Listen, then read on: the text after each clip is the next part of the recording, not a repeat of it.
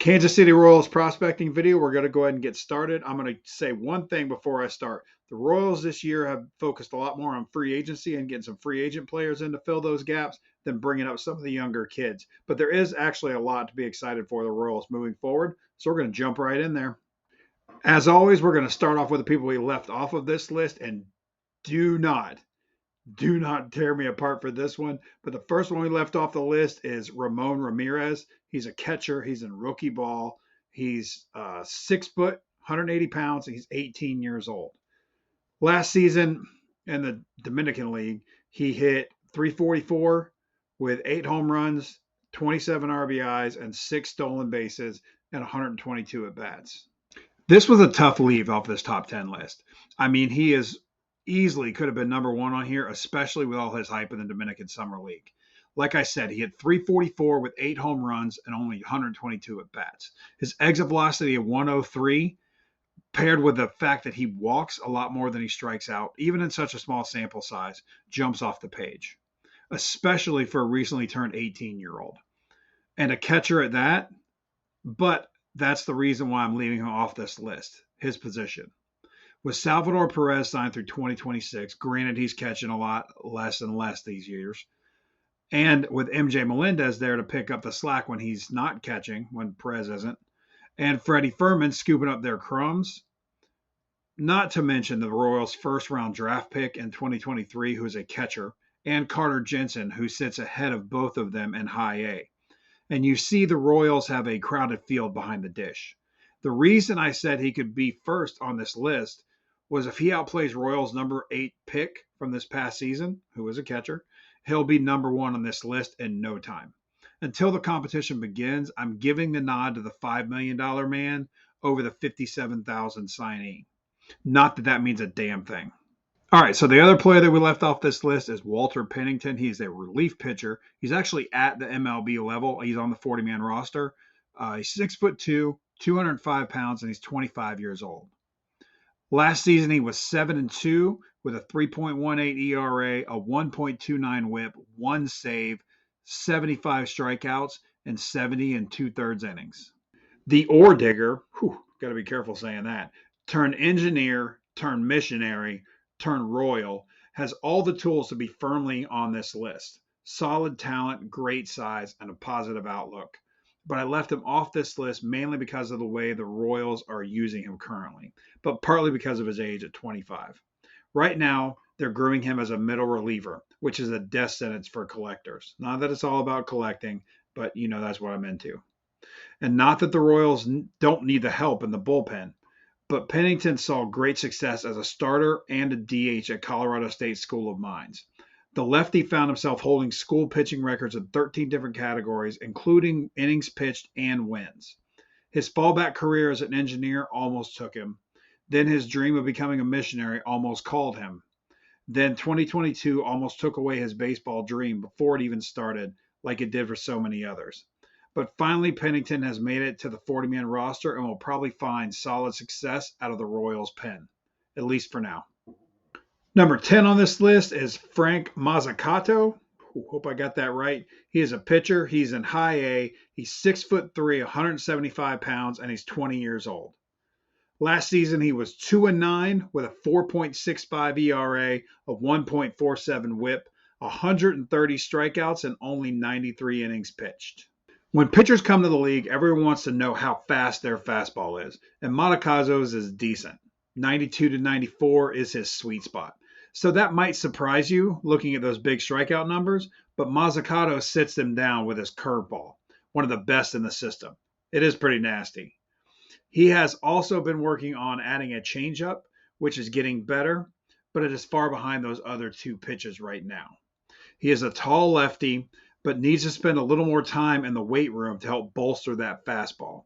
He has a smooth delivery, but if that changeup doesn't come along or he doesn't develop a third pitch, he may get relegated to some bullpen work. Like most strikeout pitchers, he does walk a lot of batters, 6.48 per 9 innings this past year, so that is a bit of a concern. In high school, he did toss 4 consecutive no-hitters and won a state championship. He also struck out 135 batters in 55 2/3 innings that high school season, which, yes, it's high school, but the talent is there, as you can see. Look for him to move slowly up a step a season, as the Royals are in no rush to push him and want him to develop both in size and with a third pitch. Number 9 is good old Samad Taylor. He's a second baseman. He's an outfielder. He's in AAA. He's 5'8", 160 pounds, and he's 25 years old. I should probably say 5'8". Last season in the minors, he hit .301 with 8 home runs, 55 RBIs, and 43 stolen bases and 335 at bats. He also had a little call up there in the majors. He hit .200, no home runs, 4 RBIs, and 8 stolen bases and 60 at bats. You guys have no idea how many times I have messed up this line that I'm about to spew to you. So I hope you enjoy it if I make it through. If you watched my 2022 top 5 Bowman's First Sleeper video, finally, which is surprisingly my most watched video ever, you've heard the name Samad Taylor. Or if you caught some of those end of July, August games during his call-up, you might have briefly seen him on the field for the Royals. Taylor got the chance to show off a little bit of his speed during that call-up, but not much else. During the 2023 season last year, he hit .301 with 43 stolen bases, like I said. His average was up nearly 50 points from the 2022 season. Increasing his walks to a career-high 66 in 89 games helped him out, but big league pitching was a bit much for him during the brief call-up in 2023, hitting only 260 at-bats. If Taylor can get on base this year, like last, he may find a spot in the Royals infield, or even in the outfield. Melendez is not your typical left fielder, and Kyle Isbell didn't have the greatest season at the plate last year. I would say Taylor, with his speed and his newfound ability to get on base, would have a shot at center. But I think Drew Waters may have a bit of a breakout this season. The infield may be tough for him as well because a player higher up on this list may settle into the second base position. Look for Taylor to get another mid-season or late season call-up and be used primarily as a utility player or pinch runner. If he can find the power he had in 2021 and keep the speed he had last season, he may find his way into a few starts, spelling some of KC's veterans. Whew, that was brutal to get through. Number 8 on the list is Chandler Champlain. Yeah. He's a starting pitcher. He's in Double-A. He's actually a non-roster invitee for spring training, so you may actually see him in some spring training games. He is 6'5", he's 220 pounds, and he's 24 years old. Last season, he was 11-8 with a 3.33 ERA, a 1.15 WHIP, and he had 125 strikeouts and 135 and one-third innings pitched. The big fella on this list, standing 6'5" and weighing 220 pounds, Champlain has been a workhorse for the Royals farm system, enough to get a non-roster invitee to spring training this season. I think Champlain may need one or more seasons, probably just one, to continue to develop his 4 pitches. Champlain features a mid-90s fastball, but can get it a touch higher if need be. His slider is just dirty, and the sweeping action catches hitters off guard. He also features a mid-70s curveball with lots of drop, and he dabbles with a mid-80s changeup, but not very often. He already had been carrying a starter's workload, and if he can bring along a little more control and command of his secondary pitches, he should be a third or fourth starter next year for the Royals. His strikeouts leave a little to be desired, especially with his stuff, but he has shown a better propensity for the strikeout in the past, and hopefully will again in the future. Number 7 is Blake Walters. He's a pitcher. He's in rookie ball. He is 6'4", 210 pounds, and he's 19 years old. He has yet to make his pro debut, so he doesn't have any stats. If you've watched some of my other prospecting videos, you will have noticed a common theme among some of these talents. Walters was the Illinois Gatorade Player of the Year and gave up his basketball career his senior season to focus solely on baseball. Walters features a now mid to high 90s fastball that plays well up in the zone. At only 19 years old, the Royals expect that will only develop further. He features a plus slider with lots of spin and great movement. He also has a decent changeup, but really never had to throw it in high school. The expectations for him are very high, and with his frame and already developed pitching, but he is still very young and has a lot to learn. This kid may flourish in KC's farm system and be a handful at the front end of a rotation in a few years. If he was a little older and with a little more experience under his belt, he would be much higher up on this list. Number 6 is Tyler Gentry. He's a right fielder. He's at the MLB level. He is 6 foot, 210 pounds, and he's 24 years old. Last season, he hit 253 with 16 home runs, 71 RBIs, and 14 stolen bases in 475 at bats. In 2022, Gentry was coming off of a knee injury that cost him most of the 2021 season and just blistered through high A and double A, hitting 326 over both leagues with 21 home runs and 10 stolen bases. He was KC's breakout player of the year, and although his numbers dropped a little in 2023 with a move up to AAA, he still put a solid season together, hitting 253 with 16 home runs and 71 RBIs. His knee feeling a little better that season, he also increased his steals a little bit as well. Gentry in college led Alabama in most categories in his last 2 seasons there, and that is what the Royals are expecting from him this year. He brought his strikeout numbers down from single A to double A, and in the second half of 2023, Gentry began to come on hot hitting 292 in August and 282 in September. The Royals put him on the 40-man roster, and he may find an early spot spelling Renfroe in right field. Renfroe has one more year on his contract with a player option for 2025, so look for Gentry to capitalize on any opportunity to play. Number 5 is Ben. I got to be super careful with this. Kuderna. He is a starting pitcher. He's in high A. He's 6'3", 175 pounds, and he's 20 years old. Last season, he was 5-7 with a 4.22 ERA, a 1.51 WHIP, and 104 strikeouts and 108 2/3 innings pitched. The hometown kid made good. Kuderna, a local to the area, coming out of Blue Valley Southwest High School, was, shocker, the Kansas Gatorade Player of the Year. I swear Gatorade should just buy a baseball team and draft talent, and they'd be 162-0. The Royals tossed a $3 million bonus Kuderna's way to keep him from heading to LSU, and have since brought the kid along slowly. He features a mid to upper 90s fastball and a decent slider, but the Royals tasked him with learning and working on a changeup, which has now become his number 2 pitch behind that fastball. If he can add a little more weight to a 6'3" frame and maybe a mile or two to that fastball, he will be a top of the rotation pitcher for years to come. His ERA was a little high this past season, and his Ks a little lower than the Royals would like. But considering he was working on developing pitches last season, more than anything, we kind of live with that. The Royals, like most teams, need pitching, but I wouldn't expect anything short of a 2025 debut at best. Number 4 is Nick Lofton. We're going to call him utility player. He's actually on the 40-man. He's 5'11", 180 pounds, and he's 25 years old. Last season in the minors, he hit 280 with 15 home runs, 61 RBIs, and 7 stolen bases, and 332 at-bats. He did get a late September call-up, so in the majors, he hit 323 with no home runs, 10 RBIs, 2 stolen bases, and 62 at-bats.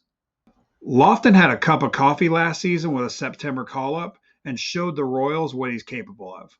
A true utility player, Lofton saw time all around the infield, except for shortstop. I mean, come on, wits there. He proved the ability to handle the 3 other infield positions well and may find a full slate of at-bats every day, albeit in a different position each time. He slowed down a little bit in 2022, but spent the offseason packing on muscle and adding 20 pounds for the 2023 season. He projects as more of a solid contact hitter, but he does have a little bit of sneaky power as well. The Royals could find innings for him in the outfield also if players struggle, or to give some of those veterans a breather. Of all the players on this list, Look for Lofton to make the biggest impact in Kansas City this season.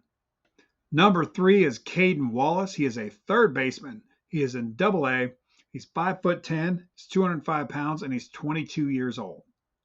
Last season, he hit 254 with 13 home runs, 84 RBIs, 18 stolen bases, and 503 at bats. Showing signs of power at Arkansas with his wide frame, he's not the tallest, but he is broad. Wallace hit 14 home runs, tying Zach Cox and Heston Keserstad for the Arkansas freshman record. Most of his power is to the pull side, but the Royals are working with him to develop better pitch selection and driving the ball to the opposite field. He generates impressive exit velocity and has a good feel for the barrel. He has a very good athleticism at third, although he is new to the position, having mainly played outfield in college. Garcia played well at third last season, but didn't generate the power you would want from a corner infielder. Wallace has that power. Wallace is not fast by any stretch of the imagination, but has a knack for swiping a bag or two. With one more season under his belt and a year to develop that power, look for Wallace to get a real shot to play third every day for the Royals in 2025. Number 2, and this may be shocking to some people, is Trevor Warner. He is a third baseman. He's in Single A. He's 6'3", 225 pounds, and he's 23 years old. Last season, he hit 352 with 9 home runs, 40 RBIs, and 10 stolen bases, and only 128 at bats. I know, I just had a solid third baseman at number 3. Why would number 2 be another third baseman? The Royals have a very thin minor league system, opting to go after free agents more this season to give them time to develop their young talent instead of rushing it, like they did the past 2 seasons. Some worked out, Witt, for example, but others have not reached that potential. Melendez, I'm wanting more out of you. But this kid's power and swing has surprised everyone in the Kansas City organization. A 7th round pick in the 2023 draft, he swings with a little bit of violence in him, and I dig that. He is just a solid athlete all around with thick tree trunk thighs and a solid upper half. Warner has a nice combo of speed and power and really showed it off in a small sample size after the draft. For that reason, I just think the ceiling is higher for Warner than Wallace, even though Wallace is a little bit younger and a step ahead of Warner. If Warner can mash the ball in his first full pro season like he started to last year, look for him to climb quickly. The Royals need some pop in their lineup, and with Warner's ceiling, he may just be the guy. Number 1, and it's probably no surprise to anybody, is Blake Mitchell. He's a catcher. He's in rookie ball. He's 6'1", he's 202 pounds, and he's 19 years old. Last season, he only hit 147 with no home runs, 3 RBIs, and 1 stolen base, but it was only in 34 at-bats. I just had a violent ladybug attack, got me right here on the neck, but I'm recording over it, so we're moving on. I did say that Ramirez could easily swap spots with someone on this list, and it just so happens to be the number 1 player on the list. Kansas City's number 8 pick, Blake Mitchell, is expected to be the Royals' catcher of the future. Mitchell or Ramirez, however, will be battling it out for that title for years to come. I just think, though, for the money they spent on Mitchell, they are expecting greater development from him and may give him a better look. Here we go again. Damn you, Gatorade. Mitchell won the Texas Gatorade Player of the Year in 2022 and 2023, a multi-year winner, just big time in it, and led his team to a state title and World Cup gold medal winning pitcher, throwing 2 2/3 scoreless innings. No, don't think it. He is not the next Shohei Ohtani. He's more like Buster Posey, shutting him down on the mound to close out ball games in high school and college, but settling behind the plate for his pro career. Mitchell could spend some time in right field if his catching doesn't develop, which is actually common with young catchers, but his power and ability to hit to all fields will find him a spot somewhere in the lineup, although I think it will be behind the dish.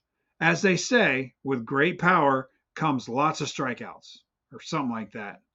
So the Royals are working with him to cut down on those strikeouts and locate better pitches to hit.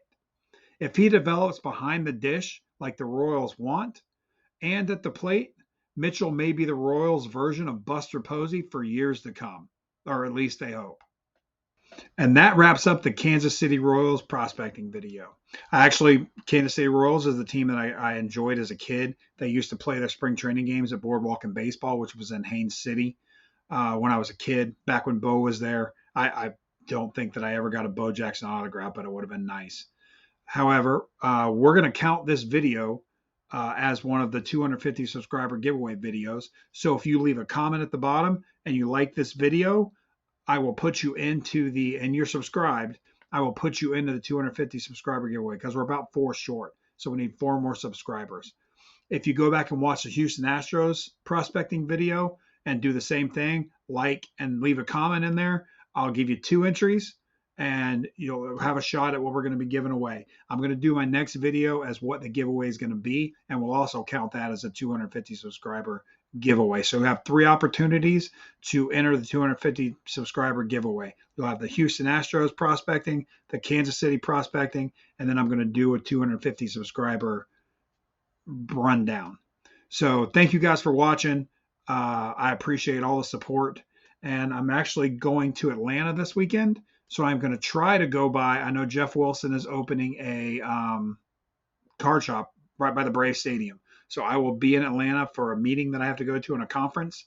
And I'm going to stop by and check out the new world's largest, at least in square footage, sports card place. I will try to get some pictures or some videos for you guys if you want to see that. Also, check out my Instagram.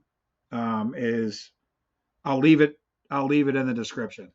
I haven't brought that up in the last few videos, and I know somebody asked me about it. All right, everybody, have a good day. I'm going to go eat some dinner that is probably burning in my stove right now. See you later. Oh, wait, nope. If you stuck around, subscribe. Video. The hometown kid made good. Cuterna. Cuterna.